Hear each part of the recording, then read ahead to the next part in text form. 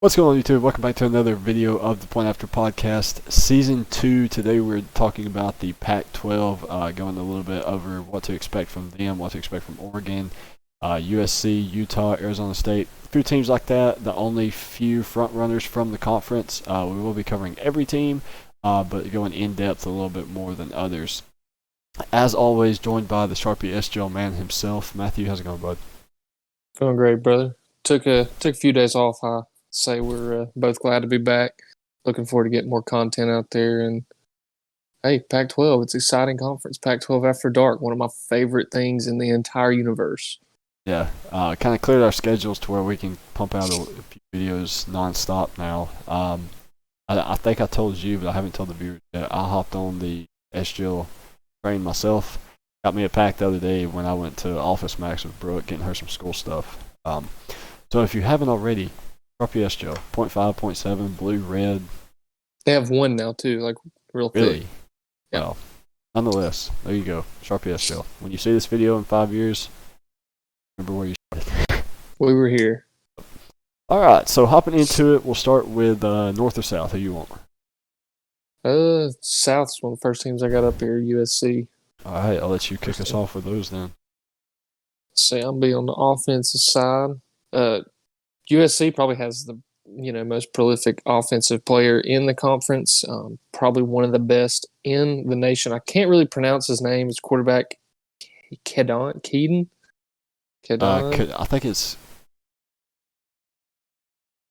I apologize for not being able. We're just going with Slavis. Slavis, K. Slavis. Last year's phenomenal. Only played 10 games, threw a little south of 2,000 yards, 17 touchdowns. But I look for him to possibly be in the Heisman race this year. I think he will be a first-round draft pick just because of his position and, given the quarterbacks in this year's draft class, I think he will be among the best. So with saying that, they also had one of their best receivers get arrested recently. His name was Brew. Not real sure on the last name how to pronounce that as well. Yeah, maybe. Yeah. But I know who's going to be one of their best offensive weapons coming back, so he's not going to be there. McCoy, I think was it Brew McCoy?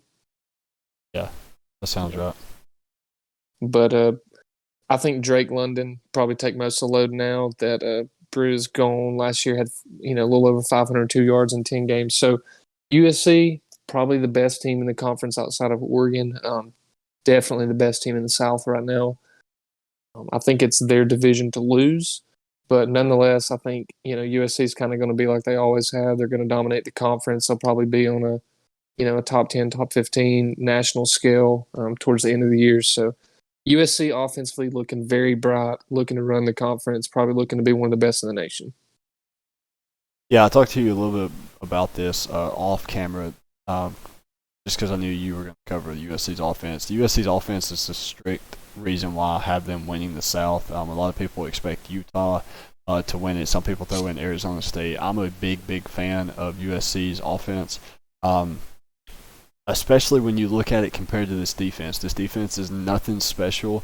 They ranked bottom half of the conference last year in pass efficiency. They come back with not a lot of people returning depth-wise. Drake, let me find his name again. Drake Jackson had 5.5 tackles for loss last year with only 2 sacks and 20 tackles. He's basically their top rusher coming back, and that's really nothing. When you play in, how many games did they play last year? 10, I believe. Maybe not even 10. Played 6. Yeah, 6. So, when you play in 6 games and you're basically averaging 3 tackles period as a defensive lineman, that's not that great. As I mentioned, their defense, their secondary did not do good either. Red zone struggled. It's just not, you were talking about it being their division to. I think if they lose it, it's mostly going to be because of their defense. This conference is full of offensive talent. I'm a really big fan of Oregon. I think we'll get to them later on in the video. But to me, USC's just got too many holes on defense. I think they're too suspect. I expect them to lose early. I'll pull up their schedule really quick. They play San Jose State to start. that could be a shootout. I think San Jose State's got a really good offense. We talked about them a few weeks ago. They play Notre Dame in non-conference and then BYU in non-conference too. So I think this is a team that, even though I probably project them to win the South, you could see USC being 9-3 by the end of the year. Yep, that's comfortable to say. I was going to say 9-3, 2-loss season probably at best. Have the potential, I think, to go like 11-1. You know, could possibly find themselves at 12-0 if they can get through Notre Dame mid-season. But other than that, I think 9-3 sounds like the most comfortable thing to say. Yeah, you luck out by not having to play Oregon in the season in your crossover, but you will have to face them in the Pac-12 championship if you were to make it that far. And on paper in August, I don't see any way that Oregon wins that game.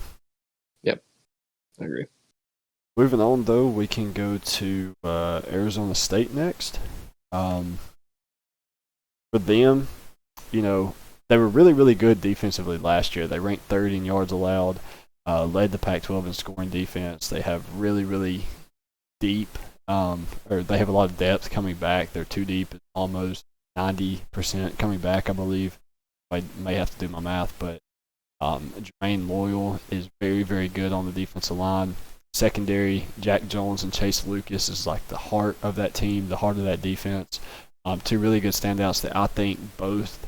I don't remember if they're draft eligible this year or next, but I do expect them to be kind of second, third round draft picks. They're both really, really solid in the secondary.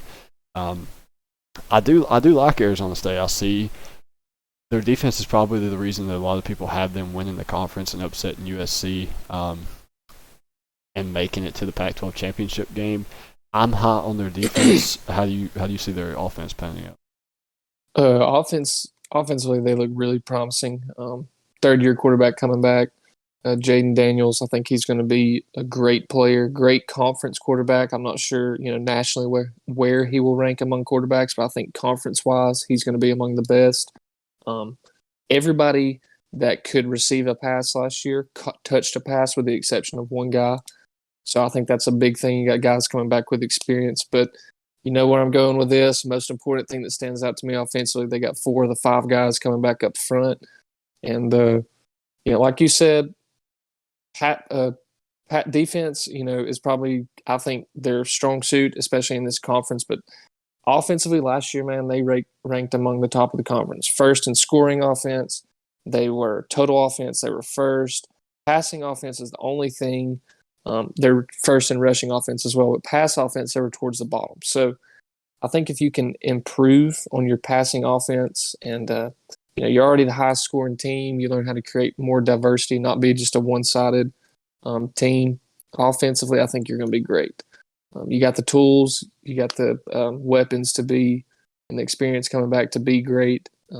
You said it before we went live. Arizona State has a real high chance, and we've seen a lot of people talking about them, as well as you just mentioned, could win the division, play for a conference title, and potentially win that. So I'm not going to rule that out. I think Arizona State's probably my dark horse team for this conference, but nonetheless, man, offensively they look great moving on to the season. Yeah, I like Arizona State a lot of reasons too, because of the way they finished last year. They only played 4 games last year. Everything as crazy as it was. The first week, they lost to USC 28-27. I want to say on the road. Yeah, so they played 3 away games last year.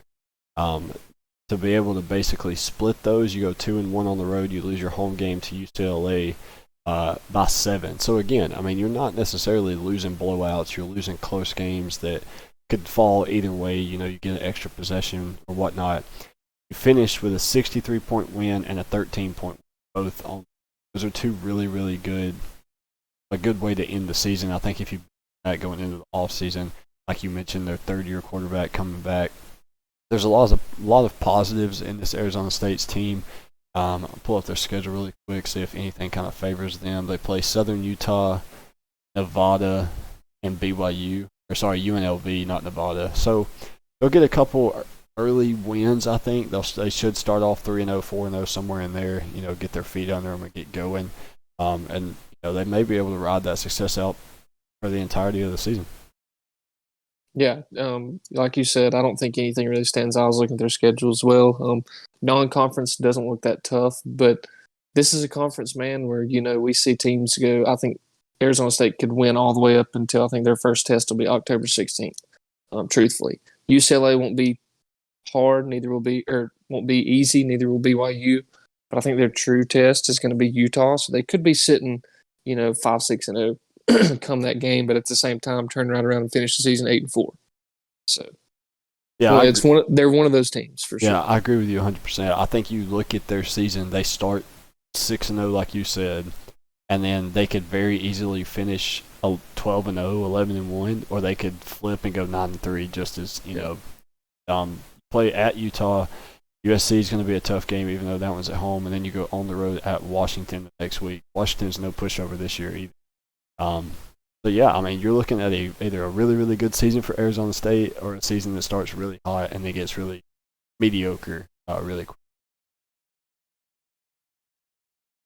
Just want to pick up on Washington since we kind of That'll work. finished with them. Let's see. I'm going to be on the defensive side of the ball. Pull up this stat sheet right here. I keep them separated. Keep offense on a PDF. Keep defense on a PDF. So I keep mine by conference, but either way. Some of the things some of the things I had, Washington, like you said, they're going to be one of the, better defensive teams, I think, in the conference. This conference is not really known for their defense. So at a conference, competition level, they're among the best. Jimmy Lake, he's one of the best defensive coordinators, I think, in the country. He always finds a way to get himself, they've been in the playoff, 1-2 times, I believe. Should have beat Auburn a couple years ago. But nonetheless, defensive, they're going to be good. They lose a lot of guys in the secondary. They lost their main guy, Elijah Molden. But got two guys returning. Saw a lot of playing time last year. And then let me see if I pronounce this right. It's one of the top players in the conference here. Edefon, we're going to say EU. That's his initials, EU. Not real sure. He's got to be Hawaiian, I think. Yeah, Ulofashio. But nonetheless, he's a 250-pound rock right there in the dead center of the defense. So I think look for him to be one of your – I think he's going to find himself on the draft board this year. But look for him to be one of the top players in the conference defensively. I think Washington has, the potential to be a really good team. They also have the potential to give up a few points throughout the season. Yeah, this is a team that I'm really concerned. A lot of people have them finishing second behind Oregon. I think they have the potential to finish second, but they're going to need a lot out of their offense. Dylan Morris last year did not play great, hit a 60% completion percentage. I don't even think he threw for 900 yards. Yeah, threw for 897 yards, 4 touchdowns, and 3 interceptions. Only played 4 games, but nonetheless did not really was not impressive at all. Jackson Kirkland's going to be the leader of that offensive line this year. I don't think they return all 5 starters. I didn't get an exact number. It could be one of those things where they kind of see who's healthy, who's playing, and whatnot. Again, Dylan Morris only played 4 games last year. Their leading receiver was their tight end, who caught 18 balls for 258 yards. He was the only receiver to have over 10 receptions. It's very, very concerning when you look at that Washington Husky offense. I'm not that high on them. Again, like I said, I think a lot of people have them finishing second behind Oregon, maybe third behind California. But this is just if Oregon loses to anybody in the North, it's definitely not going to be Washington. Yeah, and peeping at their schedule, that they have the potential to start out really hot. You start out September 4th, opening game, Montana. We know that should be a win. But what I'm looking at is week 2 at Michigan. You get a win at Michigan, that second place in the let's see, I guess North Division. Yeah, North Division.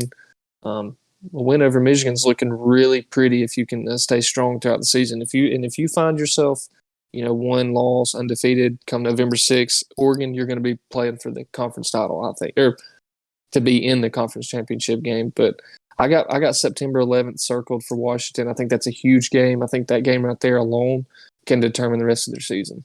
Yeah, I agree with you. Kind of. I mean, they play Michigan that weekend. Oregon plays Ohio State that weekend.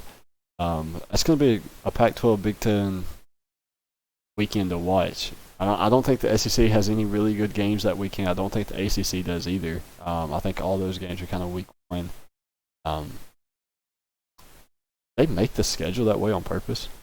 You know, No, that's what I was gonna say. I was like, I don't think so. because you know I basketball will wouldn't. do like the SEC Big 12 showdown or whatever. I don't imagine that's the case here or anything like that, but maybe it is. They Like an might. unwritten rule, kinda, or something. But do you want to flip back over to the South? I think we were kind of halfway through it. Yeah, I said we'll just pick up Utah's next team I got on my list. So if you want to roll that, we will. I'll pick up. Yeah. All right. Utah's defense had to replace a lot of people last year. The 2019 defense was really, really good. Lost a lot of people. Ended up, even though they replaced so many, holding teams to 27 points per game last year. They should drop that number down even more this year. Again, like I said, there's not a lot of good offenses in this conference. Utah has a favorable schedule that kind of plays in their favor, I guess. They return 8 starters. Devin Lloyd, the linebacker, is probably going to be the key. He's what makes that defense go. And then defensive line, probably one of the best front sevens in the Pac-12. There you might say their D-line's incredible. Devin Lloyd, like I mentioned, is going to be that key linebacker that holds things together. The other two kind of have to step up a little bit to play on the same level as Devin Lloyd, but nonetheless, I think the front seven is pretty good. Again, a big reason on why people are high on Utah going into this season. I like them. I could see them probably outpacing USC potentially. Arizona State maybe. Kind of like to hear what you think about their offense, because to me, I think their defense is going to keep them in games, but can their offense win them? I definitely think so. This is one of the reasons. Earlier you asked me who I think would win the South Division, and my answer is Utah. I'm gonna stand by. I think Utah is going to win the South. I think they upset USC somehow in the season, but you lose Jake Bentley. Last year had a solid year, but he's gone. And but you get Charlie Brewer, a guy from Baylor who has played 4 years in the Big 12. He's seen them. He's seen the shootouts. He's seen the high paced, up tempo offenses that the Pac-12 is used to playing. And on top of that, man, you get all 5 guys up front coming back.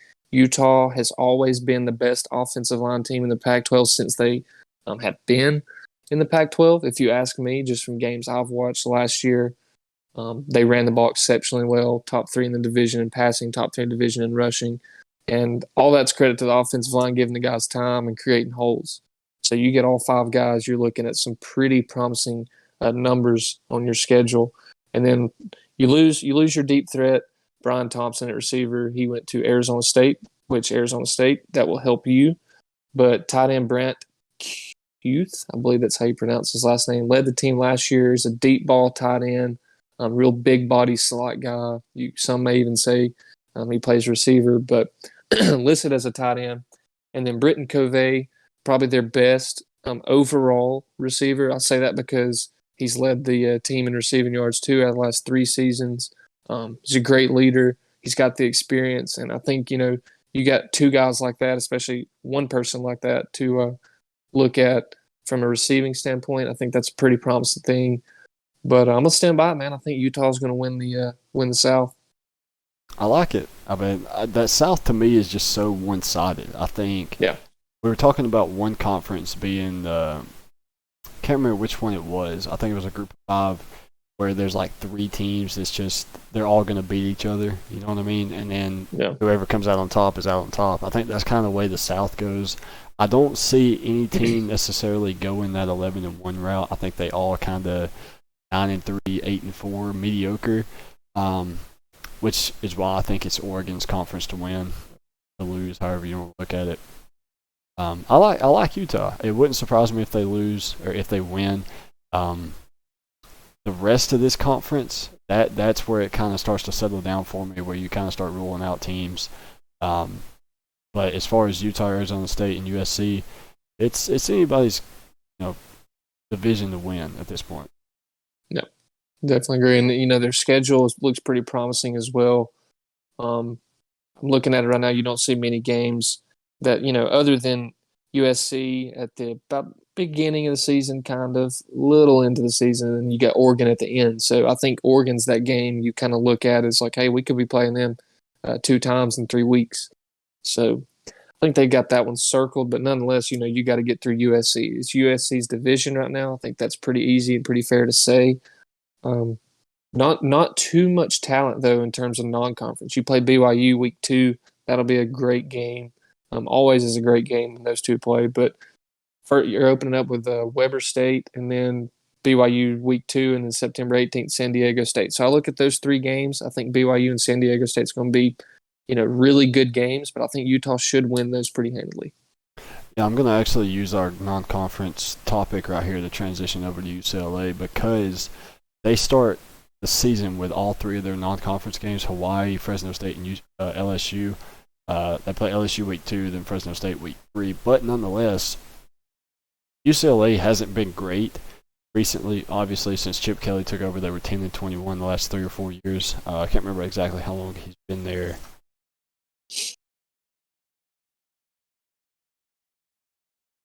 Don't have it in my notes, but nonetheless, they're 10-21 in Chip Kelly's first few seasons. Play Hawaii, who I think UCLA could beat, play LSU, who just lost their starting quarterback, and you play Fresno State, again, a team that I think you could probably beat. So even though UCLA may not be a great team, long scheme of things, UCLA could very, very easily make a bowl game. You win the 3 non-conference games, you're 3-0. You just got to win 3 more. You play Arizona, Washington, Colorado, California, all teams that are beatable. You win 3 out of those 4 games, you're bowl eligible, you upset somebody, you're good to go. But a reason that I think UCLA will have some success, they return all 10. They return 10 starters on defense. I think if you include the 11th guy, who is a 2 deep, played a lot last year, you basically could say they returned all 11 starters on defense. They allowed 35 points per game in 2020. I think that number is going to go down a ton. This is already a team that led the Pac-12 in run defense and sacks. They had 22 sacks last year. This is it was a really young defense, and it was a really good defense. UCLA, when you hear Chip Kelly, you think offense. You think Oregon, the Anthony Thomas, the Michael James. You think scoring. You think read option. Chip Kelly's defense is going to come to play this year. They're going to try to make a name for themselves and try to swap that stereotype, I guess, away from Chip Kelly being a offensive-minded coach to being a really, really good defense this year.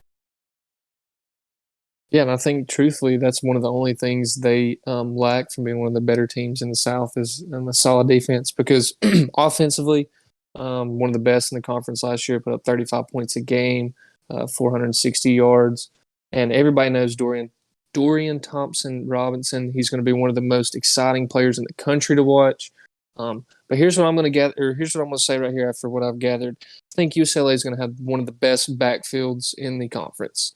You lose your leading rusher, Demetric Felton, last year, but this year Britton Brown is back, 6.7 yards a carry last year, 550 yards and 4 scores, and that's in 6 games. I don't think that's a bad stat at all to be the number 2 back.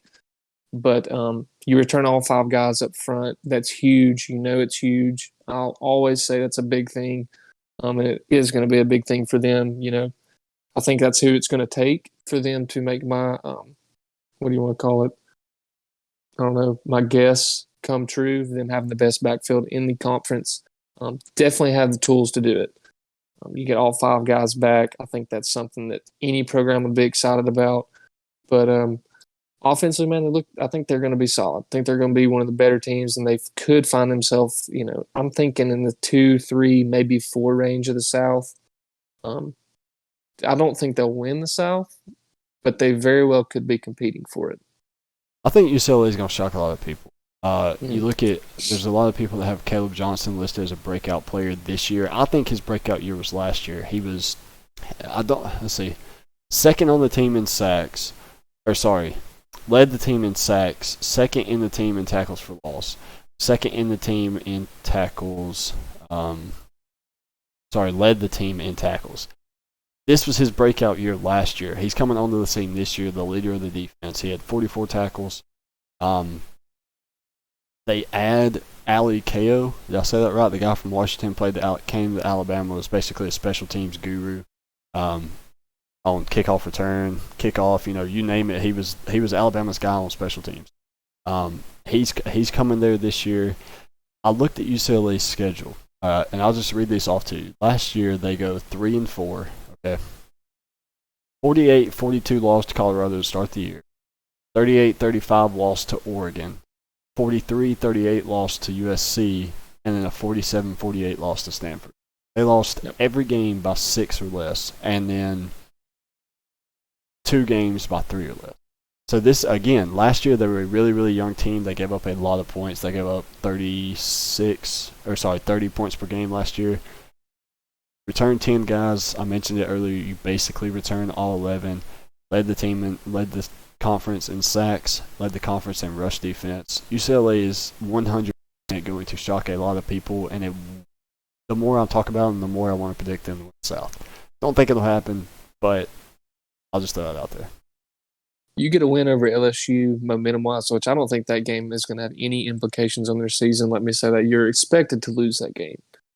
I believe if we took a poll right now, had over 500 people vote, I think 480 of them would say that LSU is going to win that game. The other 20 are UCLA fans. So I will say this: that game right there, they could easily come in there and win that game. And people like you and I, we will look at that game and say, well, they could have. Here's why they could have. Most people say that's like upset, and it will be an upset if UCLA wins. But at the same time, you get players like this coming back, and you get your defense ready to make some stops. That's a game that you can win. And if you do win that game momentum-wise, they do win the South, I think that'll be the momentum swinger right there week 2. Yeah, that's one of those games where, chances are we may end up saying UCLA is going to win that game. And when it happens, we're genius. But when it doesn't, it's like, whatever. Yeah. So I'm excited. I like UCLA this year. I think this is the year Chip Kelly kind of turns things around, has that first winning season, and then gets UCLA headed on the right direction, especially with this potential. Have you seen the rumors of the potential Big 12, Pac-12 kind of scheduling agreement? Yeah, I was actually reading on that before. Yep. So who knows what the future of college football is, but maybe UCLA can grab a chip before the Pac-12 is bigger or whatever happens. First year in the Jordan jerseys too, so yeah, maybe that makes. Gotta have a little excitement. Yeah. New drip on the team. I guess we can transition to Colorado. That'll work. To me, I'll start with basically Colorado's linebacker. Nate Landman is the guy to watch this year if he's healthy. He tore his Achilles last year. If he's able to make a full recovery come into this season 100%, he is the backbone of that defense. He's going to be the player to watch, the comeback player of the year, if you will. He headlines the Buffalo linebacker corps, probably top 3 in the Pac-12. They get a new defensive coordinator, and they have lots of experience in the secondary, even though they gave up 31 points per game last year. And they gave up a ton of big plays. They ranked 8th in the Pac-12 against the run.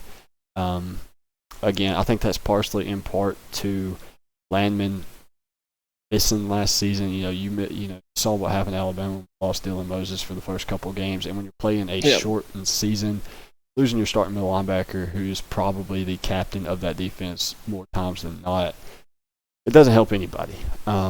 Colorado, not great, but not terrible. I think there's a lot of teams out there that have a lot worse defenses. But just in terms of overall, I think if I had to rank them on a 1 to 5 scale, I'd probably go with a 3, maybe high 2. Like I said, not terrible, but not great. There's a lot of teams better than them, but at the same time, there's a lot of teams worse than them. Yeah, and offensively, it's not some of the brightest things you can see when you're reading up on Colorado's football team. Last year, 87th in the nation passing efficiency. That is horrible in this conference because, this is a conference that's putting up 40 Saturday in, Saturday out. You know what I'm saying? Every team in this conference will probably put up 40 points or more at least 3 times this season. But for me, Colorado, one of the better running teams. They've always been a great running team. I don't know if that's just me that's recognized that over the years, but they've always been great running the ball. I don't even with new coaches in and out. I think running the ball is kind of their thing. They're among the best last year in the conference running the ball, and you get 4 guys back up front. So for Colorado, I think what you should be looking for this year is, keep building on the running game, solidify that early in the game, and then work on the passing. Sam Neuer last year, second team, all Pac-12, not bad. Did throw 7 picks and only 6 touchdowns. Which you look at that, and that looks bad, but this team threw accounted for 30% of their offensive plays, 70% run. So not too bad, but definitely going to need some work. I think if they're going to have any sort of success in the Pac-12. So as of now, Colorado, it's not looking too great, but don't get too down on yourself. Yeah, they started the season last year 4-0 and then finished very, very bad. As soon as you break the top 25, you lose by 17 to Utah at home, and then you get absolutely slaughtered by Texas's backup quarterback in the bowl. Did Sam Ehlinger get hurt? I think, is that what happened? Did he get hurt? Yeah, he did. I feel like that's why backup quarterback had to come in, and the backup quarterback played lights out and absolutely destroyed Colorado. Again, it's not a team that's bad by any means. You start off in Northern Colorado, who should be a very easy win. Then you play Texas A&M, who might be the complete opposite of that. Then you go into Minnesota at home, who I think will probably be one of those either way kind of games. We're going to learn a lot about Colorado against Texas A&M. That's going to be a good wake-up call going into Minnesota. If I'm not mistaken, Minnesota plays Ohio State week 1.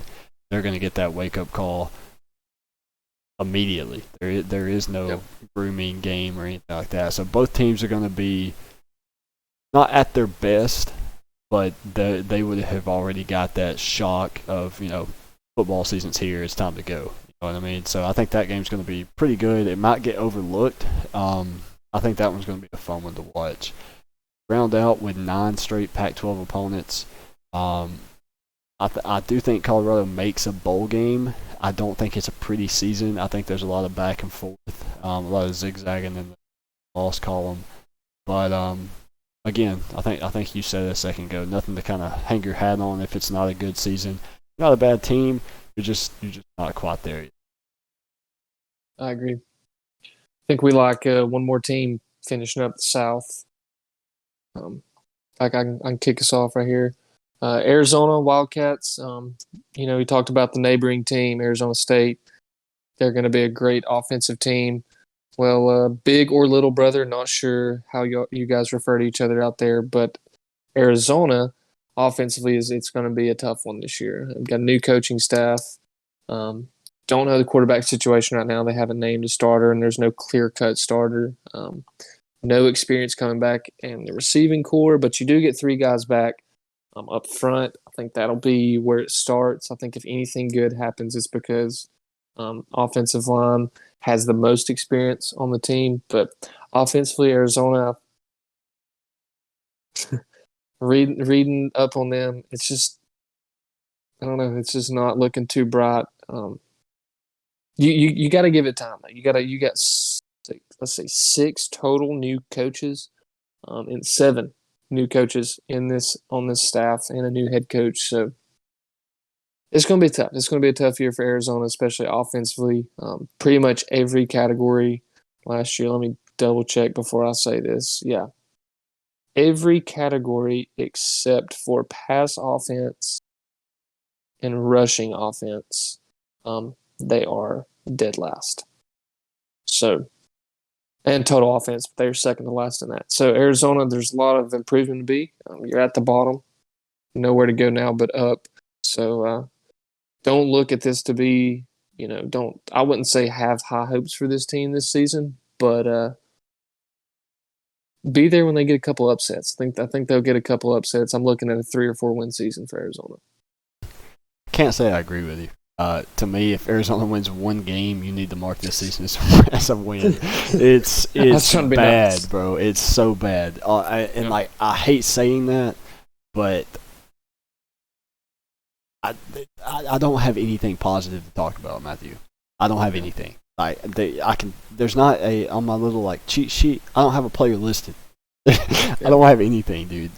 Last in points allowed, yards per play, and rush defense. Linebacker is an absolute liability. New head coach, new D coordinator, new assistants.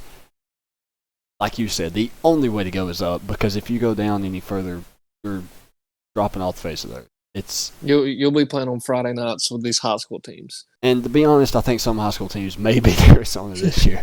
You play Northern. I actually have a friend that started coaching at Northern Arizona. I think he got hired a month ago. I played with him at Belhaven. They play at home against Arizona, in Arizona, whatever. I don't know anything about them, but I'm tempted to put money on them because it's just, bro, I don't. This Arizona team, Coach Jed Fish, inherited probably the worst situation in college football. Nothing but talent that needs developed. I mean, there's really nobody coming back. You're last in every category, offensively and defensively. You're basically, in my opinion, building a brand new program that has experienced players, is the way I look at it. It's a very, very rough situation. But hopefully he can turn this thing around. And, they're on a 12-game losing streak. He into the transfer portal, heavy on defense. So, again, you bring in a lot of experienced players, but it's still have a long. Hey, you still basketball season now. They run the conference in basketball just about every year, so they're one of the best. So, hey, get through the fall now. Winter's looking pretty good. Should be all right. Winter is coming. Yeah, winter is coming. Flipping back over to the North Division, you want to kick off with Oregon, or you want to save them for later? I figure we talk about them the most. We can we'll save them. We got a pretty good bit of stuff to talk about Oregon. We'll go to we'll just do Oregon State, Cal. We can do Cal. California, home of or used to be home to my overall favorite football player in the world right now, Mr. Aaron Rodgers. I'll throw that out there. Remember Javid Best? Yeah. Remember him? They had a really good wide receiver. Marshawn Lynch. Yeah. Who was that white wide receiver they had a few years? Kind of small white guy, shifty. That's going to bug me. I'm going to have to find it. But nonetheless, talking about their current team, Chase Garbers could be one of the best quarterbacks in the Pac-12. Full off season this year. Last year, it was cut short with COVID and whatnot. They bring back 4 starters on the offensive line. Really, really experienced running back group, and a lot of their receivers. They actually ranked last in yards per play last year, 4 consecutive seasons in a row. On paper, they don't look great. They only put up 20.2 points per game last year, gave up 15 sacks, ranked almost last in third down offense. Like I said, on paper they look bad. Not Arizona bad, but bad. But it's not that bad. If you're California, when you look at this team, you're going to think there's not a lot there. There is. You have a lot of things could fall your way this year. Non-conference wise, you play TCU, Sacramento State, and Nevada. Very likely you could win all 3. Very likely you could lose all 3. It kind of just depends on how things fall. California is one of those 500 teams, in my opinion, kind of on the bubble. You don't really know how the season is going to go. There's a lot of potential. There's a lot of could be. There's a lot of should be. But will it be? I don't know. Like I said, lots of potential. There's good things there. You just need to build on this kind of thing of how quick can you get hot, how quick can you find your group and take off into 2020. Hey, offensively, it may not, be the brightest thing about Cal, but one thing they do have is their defense. 11 of their top 12 tacklers last season back this year. They do lose who I think was their best defensive player last year, cornerback Cameron Bynum. He's gone, and they really didn't have hardly any take. I think they had like 3 turnovers last year. But right here, you are top 5 in terms of conference. You are top 5 in rushing defense. You are top 5 in scoring defense. You were top 3 in total defense, and you were top 2 in pass defense. And you get 11 of your top 12 tacklers back from last season. So the experience is there. The tools are there to be a really good defensive team, especially in this conference. Who, if you can get that points per game down, I figure this just about the entire conference floats between 24 and 34, probably, with the exception of maybe like Oregon. Maybe a couple more teams, but I look for Cal to be one of the best defensive teams in the conference this year. Ton of guys coming back. Pretty much all of the linebackers coming back. I think Kwoni, Dang, we'll say KD. It's not Kevin Durant. And Cameron Good, I think they're going to be the 2 guys to watch this year. Linebackers, I think they'll be some of the best in the country. Definitely some of the best in the conference. I think this defense finishes top 3 in the conference overall. And I'm with you. I think they're going to float around the 500 range. I think they might find themselves 7-5. I think that's a pretty reasonable thing to say. But defensively, man, I think you're going to see a lot of games won this year from Cal just because of their defense. Just mark my words right there. Yeah, you look at their last few seasons, and if you exclude last year with COVID, their true last losing season was 2013 when they go 11-11, or 1-11. Justin Wilcox comes in and take over. They've been around 500 every year. I think they've had 2 seasons where they go 5-7. It's a losing season on paper, but realistically, you're still around that 500 mark. I expect, again, the same this year. I think you said 7-5. I would expect somewhere in there. It kind of depends on how those first 3 games go, how many you get to fall your way. Not a bad California team at all. The Golden Bears could very well pick up a few upsets. Let's see. In conference, they do play Oregon. They play USC. They play Colorado. So, I mean, there's potential there to have a few upsets. I wouldn't be surprised if they get 1. I couldn't tell you who it would be against. I think a lot of things kind of have to line up. The stars have to line correctly. But I do think California is in a good position to still win this year. Yeah, to be probably on a recruiting standpoint, probably the worst of the 4 California teams in this conference. That is right. Yeah, 4. I would say they probably got the toughest road in terms of recruiting in state, and California produces a pretty good bit of great football players. So, you probably have a lot of guys that are not talked about on 24/7, not talked about on Bleacher Report, that make up this football team. But I look at that, man, 11 of the top 12 tacklers coming back. That's got to be something. Use it, Cal. I think I speak for all of America. I don't think anybody hates Cal. Maybe Stanford.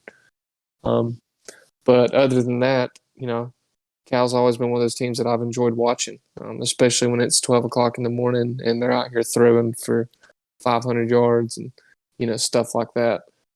So, but I'm with you. Ultimately, I'm thinking a little above 500, a bowl game at best. And like I said, defensively is going to win. Defense is going to win them some games this year. So keep me in check. Before we get to Stanford, the only team that hates California, the players I was talking about a minute ago was Chad Hansen. Back when Davis Webb was actually the quarterback back in like 2016, 2017. Chad Hansen went on to play for the Jets, and Davis Webb went Giants, I believe. So you were talking about California putting up some points at 12 o'clock. Midnight. That's probably the last two people that come to mind, to be honest. But getting on to Stanford, we talked about this a little bit off air. Potentially, I'll see if I can figure it out. In 2020, okay, it's not listed, but they might have the toughest, strength of schedule. So they play all 12 Power 5 opponents. You have the Pac-12, you have Notre Dame. It's Vanderbilt's on the schedule, even though Vanderbilt's not a great team. It's still a Power 5 team who Vanderbilt shocks a lot of people pretty frequently. I don't think they ever pick up any true upset wins, but they always play a few games close. I know they played Florida close a few years ago, played Georgia close ever so often. Stanford's biggest concern for David Shaw and the Cardinals, they don't really have a quarterback. You have two guys coming in who could kind of battle for that, Jack West and Tanner McGee, but as of now, there's really no clear-cut starter or who is going to be that guy. Austin Jones is back after 550 rushing yards last season. Michael Wilson, the third leading receiver last year, comes back averaging almost 14 yards per catch. You have three starters back on the offensive line. The pieces are there. Can you put it all together? Can you have that quarterback that is the chess master, the game manager? Whoever plays quarterback is going to be a lot in terms of who wins or who carries this team to victory, who carries this team throughout the season. It's going to fall on either Jack West or Tanner McKee. I think not only do you have to worry about winning the starting job, this team is basically going to ride or die in your hands. And academically, Stanford's probably the best in the conference, but we're talking about football here. So I will say this, Stanford size-wise is probably the biggest in the conference when it comes to offensive, defensive linemen. I think they have the biggest size, but size doesn't necessarily translate to W's on the schedule. You're kind of 50-50. You return six guys back on the defense. Three of the four starters in the secondary, and the secondary gave up 220 yards a game passing last year, 35 points a game as a whole defense in three of their 6 games last year. So not the Stanford, we were used to watching 5 or 6 years ago, but definitely one of those teams. They're always going to be in the talk just because they're Stanford. I don't see this being a standout year defensively. But like I said, they do have the size. Lost your leading tackler, but you get a couple guys back that did play last year. Lavani Dalmooney, 6'2", 250-pound back linebacker. He will be back this year. He finished second on the team last year with 42 stops. I don't really know what to say about Stanford. They're in a winnable division, but is their team, going to be up to par for that? I don't know. Yeah, there's a lot of these teams that are kind of middle of the pack teams, but there's really not a clear-cut separation between the top teams in the conference and the middle. Oregon's kind of that leader that's kind of separated themselves a little bit. But when you look at the rest of them, there's 3 other teams that could give a second place spot a run for its money. There's 4 teams that could finish 4th in the conference, and then Arizona and Oregon State aren't great. But again, I feel like the top 10, top 9 teams in the conference are all pretty evenly matched. That they could all beat each other very easily. Like we've mentioned, a lot of these teams finishing about 500. I think that's kind of the case for a majority of these teams, and I don't really see. There's just not a lot of bad teams. So last year, Stanford lost to Colorado by 3, Oregon by 21. So again, it's the same thing where Oregon kind of separated themselves from the rest of the conference. Everyone else is pretty much on even playing terms. You take away the Oregon game, Stanford goes last year with a 3-point loss to Colorado. So Stanford could very well finish the season 8-4, just like USC could, just like Arizona State could, UCLA could. The pieces are there. The potential is there. Like I said, can you put it all together? Can you find that quarterback to get you on the right path early season? Yeah, I think they're missing a star running back. I think that's one of the things that has kind of separated them the last few years. A really good pro-style quarterback and a very solid running back.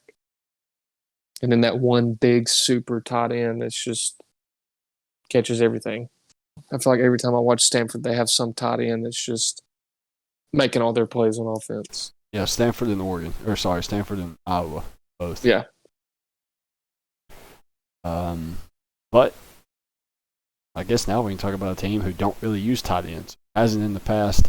Washington State, always fun to watch when Mike Leach was there, but now we get the pleasure of watching him Saturdays in the SEC. Nick Rolovich took over. Didn't have a lot of time to implement his stuff last year, the good old run and shoot scheme. Washington State should see a very, very big jump this year in terms of production on offense. Running back Max Borgi is coming back this year. He should be their workload, their workhorse. Guy who gets majority of their touches and even a lot of touches through the out of the backfield as well. The Cougars returned 2 all-conference candidates at receiver. Travell Harris and Renard Bell, both of them are really, really good wide receivers. It says, all conference, probably some of the best I'd say 2 of the top 10 best receivers in college football. That's, chances are that's why they went to Washington State. They probably committed when Mike Leach was there playing the air raid. They end up in a run and shoot. They will still thrive in the run and shoot offense. And then one of the best offensive lines in the Pac-12 as well. Again, a lot of these are Mike Leach proteges. Mike Leach got them to Washington State. Washington State's going to be good offensively. To me, it kind of comes down to, do they finally understand this run and shoot scheme? Can they execute it? How well can they execute it? And can they find quarterback to? I think Jarrett Garantino's there now. The Tennessee transfer. Who knows? He may come in and be a completely different quarterback from what we saw when he was at Tennessee. I hope so. But he's still got 2 other guys that he's got to beat out to get that starting nod. So it'll be interesting. I think Washington State, if they can get a quarterback that understands the system and can perform at a high level, Washington State can impress a lot of people. Yeah, and touch up a little bit on offense. Washington State actually has one of my favorite players, one of my favorite offensive line in the country, Abraham Lucas. He stuck out to me last year. I saw a highlight of him absolutely demolishing a kid, and I was like, this guy right here, he's massive. He's like 6'7". So when I saw this guy absolutely run, he was on a toss play. He ran it wasn't really a toss. It was a scramble or shuffle pass, whatever you want to say. Around the side, it was just him and the cornerback, and I just remember watching him absolutely mow this guy down. I was like, who is this guy? Who is this guy? Dude is massive, though. Nonetheless, on the defensive side of the ball, this is probably your potential to have the best Washington State defense you've had in years, and that's not really saying a lot. A team that gave up 40 points a game last year, but you get 10 guys back. Your best player or your best secondary player is probably going to transfer. He's expected to transfer.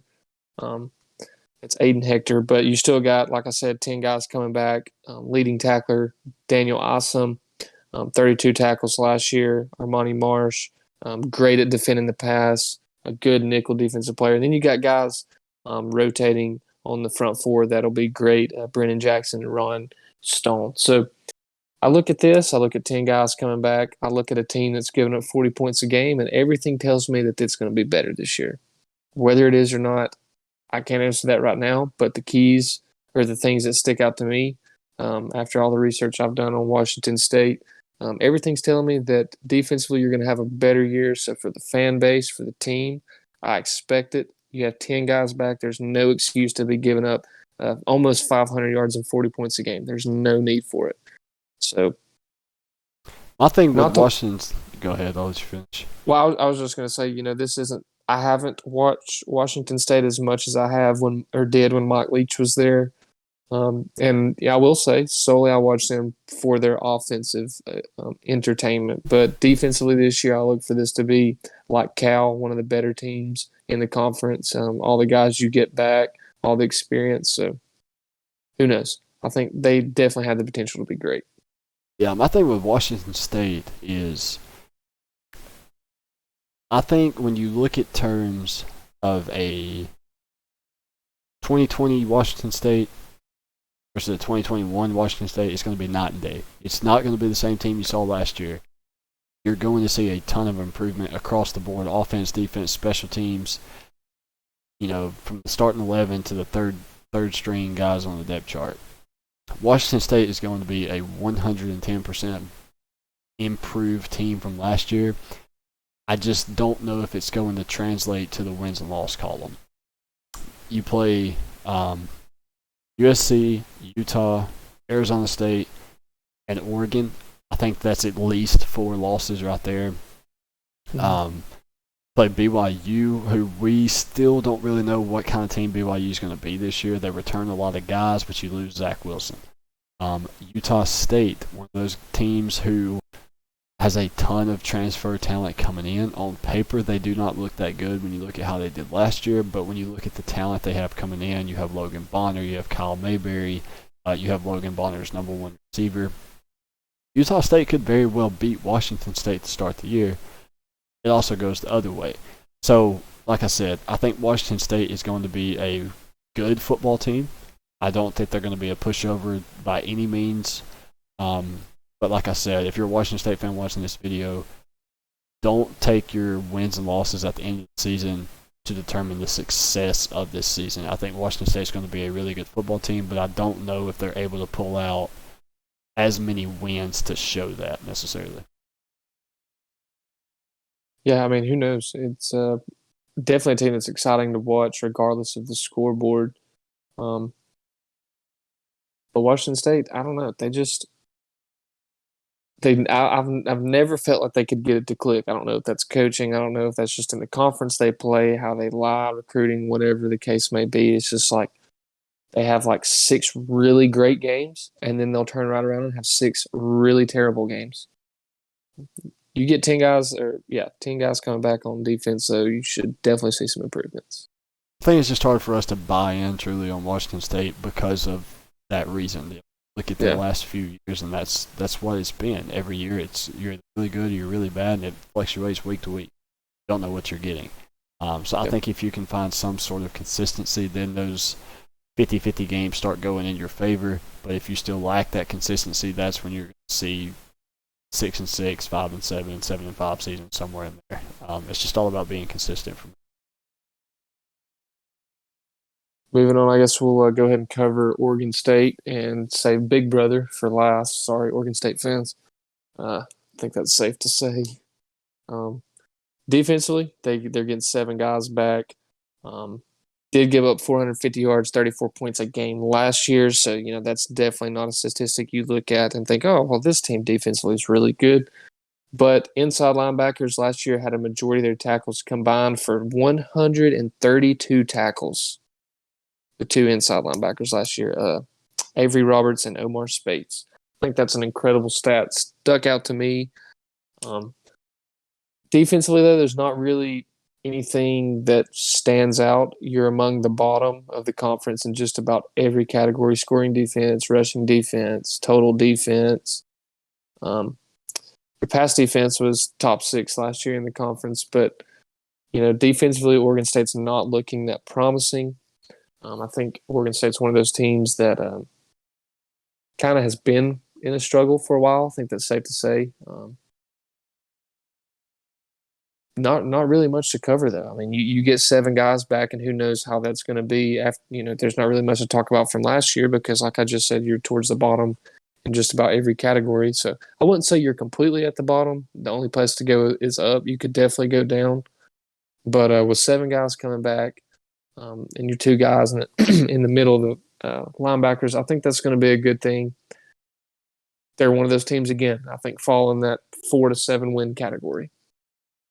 Yeah, I think, Oregon State's projected to finish last in the North Division.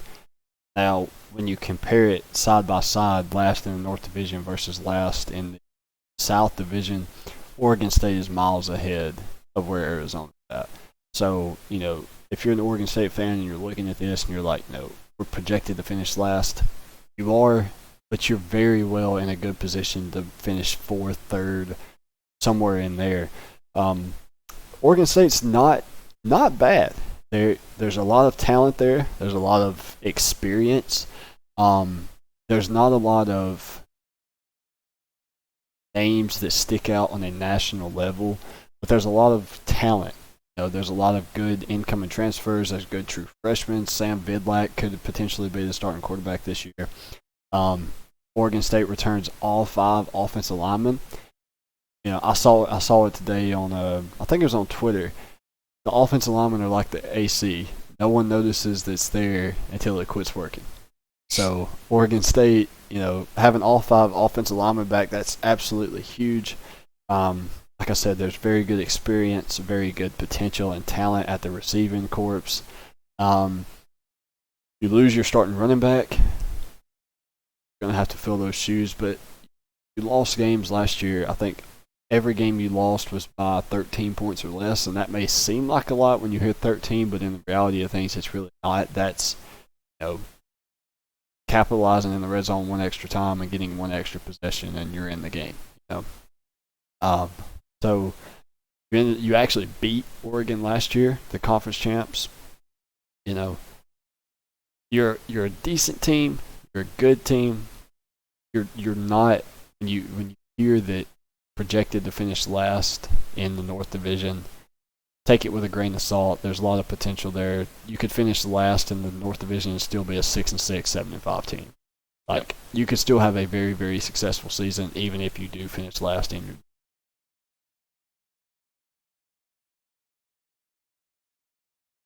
Anything else on Little Brother? I think that's it for me. All right, we can go ahead and get to the Oregon Ducks. I don't remember, or I don't know if you remember last year when we first started talking about Oregon early in our podcast, like episode 1 or 2. I talked about Anthony Brown. Remember him? Mm-hmm. Boston College transfer. I thought he was going to come in and ended up starting. He didn't. For some reason, I can't even think of who started for them last year. He transferred out. I think he's at Texas Tech now. Anthony Brown should have this team in a really, really good position this year. They're already going to be in a good position. I know you're going to talk about Kevon Thibodeau and the defense being very well off this year. The offense is right there too. C.J. Verdell, Travis Dye, all 5 starters back up front. You have unlimited talent at wide receiver. Joe Moorhead, one of the best offensive minds in college football. He was actually at Mississippi State.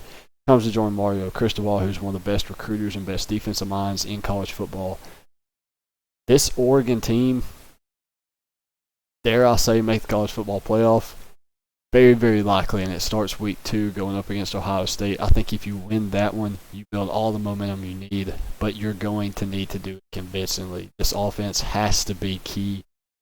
You have to put up a lot of points. Defense has to hold opponents to not a lot of points. You have to win. You have to win big, and you have to win.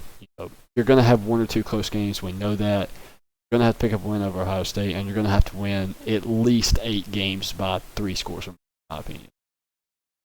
I agree, yeah, and definitely have to have that conference title as well.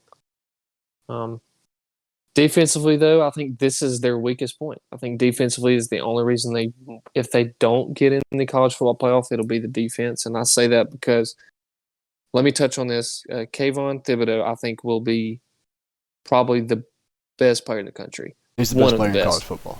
Yes. Yeah. It's easy to say, like I'm saying, it's easy to say that right now. And I do agree. I think he's the best player in college football. I think he'll be the first defensive player taken. I'm not sure where that will fall in the draft, depending on who's drafting what.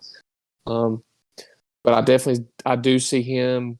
It'll either be him or Derek Stingley. I think the two But nonetheless, you have the best defensive player on your team in college football, but you're still giving up 28 points a game and 400 yards a game. And I think that cannot translate to the college football playoffs. So for a team like Oregon, I'm not going to say this is their conference to lose because there's about 3 teams I think could run away with this conference. But you get a week 2 win versus Ohio State, it's yours to lose at that point. You beat Ohio State, you've got every bit of momentum the Pac-12 has in your bag, in your backpack, and you're walking around campus because you're the best team in the Pac-12, for sure, especially if you get that win. But what I'm going to look for this year, the key to me is I think, one, they have to have more takeaways. I think they had less, I know they didn't play many games last year, but you still had less than 3 turnovers all season defensively. But I'm looking at the secondary. I think the secondary is what's kind of going to separate them. The front seven is going to be great behind Thibodeau and a couple more guys. But secondary is what I'm looking at to make plays. I think if you notice early on in the season that their secondary is there and, they're holding – what would you consider a good passing yardage in the Pac-12? Since that's who they'll play most. I'm thinking if you can hold somewhere around the 200 range. Yeah, I was thinking on 250, depending on who you're playing. Because Yeah. USC's going to throw the ball. Yeah.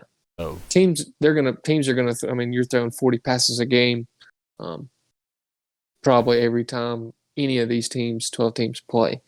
But my key this year, I think the only reason they do get in the playoff is, of course, if they, like you said, if they beat Ohio State and get those 3 or 4 score win victories. But I think it's going to fall in the secondary. Truthfully, I think the entire season for Oregon is going to fall in the secondary, and I say that because that is where the most work is to be needed.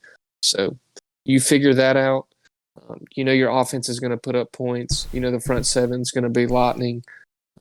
Secondary, that's what I'm going to be watching early on, especially that Ohio State game. It's going to be a really great test, a really great game. I'm freaking pumped about it. But for me, I think Oregon's looking at a 11-win season, 10-win season for sure. easy. Potential to go 12-0 conference champs and find themselves in the 2 or 3 spot in the playoff. But secondary, we'll talk about it. I'll get back with them more on their secondary after about 5 or 6 games and figure out how true I was to my word. Yeah, I agree with you that secondary is going to play a big part, but I'm going to go a little bit, you can say deeper, but you can also say broader. Red zone and turnovers. They turned the ball over last year 16 times on offense. 6 of those 16 came from Tyler Shaw, the quarterback, who, again, like I said, transferred out, who's now at Texas Tech. When Anthony Brown was in, he took care of the ball. He didn't play a lot, but he did take care of the ball when he was in. But defensively, red zone and forcing turnovers, I think you touched on it. They did not force a lot last year. You're going to have to force more this year. And, you were talking about you're going to give up points. It's just like the Big 12 to me. These teams are going to get yards. They're going to throw the ball down the field. They're going to throw for 3 game, 250 yards a game. They'll rush for 100. That's expected, but forcing field goals, not allowing teams to put up 30, 40 points on you a given week, that's going to be the key to Oregon. I agree with you. I think their defense either makes or breaks them. That their defense is going to determine whether they get in the college football playoff or not. But to me, like I said, it's red zone and turnovers. If you force turnovers, if you can get stops in the red zone, your offense is going to put up 40 points per game. You really only have one game on the schedule you have to worry about, and that's USC. The only game you have to worry about on your schedule is USC in the championship.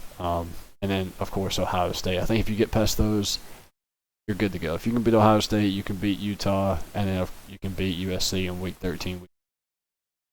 So yeah, and you lose to Ohio State too, and you only win, those games you should be winning by 25 plus. You only win those games by 2 scores, but you're sitting at 11-1 conference champs, and you don't get in the playoff. You heard it here first. That is going to be the main reason why. Yeah, you look at their season last year. They lost by 4 to Oregon State. and then you lost to a pissed off Iowa State team. Like Iowa State was good last year. They're going to be dang good this year too. I hope we kind of get a rematch of that if both of those teams miss out on the playoffs. I'd like to see them match up again this year. I think Oregon's better this year than they were last year. Same can be said about Iowa State. Hopefully one of those teams get in. I would love to see one of those teams make the playoffs this year, but if they don't, I'd like to see a Fiesta Bowl rematch. Yeah, that'd be good. Final prediction, though, I think Oregon is going to get in. I think, I think they could still lose the game to Ohio State and get in the playoff, but they would have to absolutely dominate the rest and dominate the Pac-12 championship. But I'm going to say this. I do think Oregon finds their way in the playoff this year. I think they need some help. Somehow, some way. I think it would have to be Ohio State beats them close and then wins the Big Ten. I think if you have a 12-1 Oregon Pac-12 champs and then a 13-0 Ohio State Big Ten champs, I could see both of them getting in, especially if you play close and lose to Ohio State. It's going to definitely be interesting to watch. I think, it's safe to say, though, in terms of Pac-12 closing it out, kind of, it's not Oregon's conference, but it's definitely Oregon's the favorite to win. I think that's safe to say.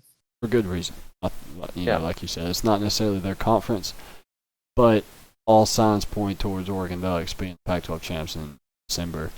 Not a lot stands in their way. They have a pretty smooth schedule. You're going to have 3 hard games, one at the beginning of the year, one at the end of the year, and then the conference championship. You can't get into cruise control. You can't try to coast. You're going to have to bring your A game, or some of these teams can very easily upset you. There's 5 or 6 games on the schedule that could be a trap game, but those 5 or 6 games could also be 4 if you come and take care of business. Shouting my man Jay Herb, LAC, stand up. I wore my Justin Herbert LAC stuff today, but it's in the washer. So I'm ready to draft you in fantasy. Yeah. Speaking of fantasy, you still want to try to do the college football fantasy this year? Get a few guys in it. I think we should. So if you're watching this and you're trying to do some college football fantasy, we got a whole system topped up, ready to go. We just need people to run it. Basically, we need people to get a group of guys or their friends and let us run it for them, basically. Kind of be a trial year, but at the same time, hopefully look for something big to come out of this next coming years, because everybody loves fantasy football and absolutely everybody loves college football. So there's not many people out there that only like NFL. There's a lot of people that like college and don't like NFL, but it's not the other way around, in my opinion. But nonetheless, I think that'll wrap up the Pac-12. Biggest takeaway: this is Oregon's conference if they choose to take it. They basically have the world in their hands. They just have to take advantage of it. Do it though, Matthew. I'm gonna beat you to it today. Sharpie S Gel. Just go TPA checkout. There's not a second pen, ladies and gentlemen. This is the best pen. I got the all white today. Oregon Ducks all white unis, chrome helmets. So there's not a second. Heard it here first, boys and girls, ladies and gentlemen. Be sure to hit thumbs up on the video, follow us on all social media, hit that subscribe button. We aren't really gaining subscribers, which is fine. Our views are going up, our watch times are going up, our hours watched are going up. So we're reaching new people, but for some reason, subscriber count isn't there, but it'll get there. So be sure to hit that subscribe button, interact with us, go Ducks, and we will see you guys tomorrow. All about the O.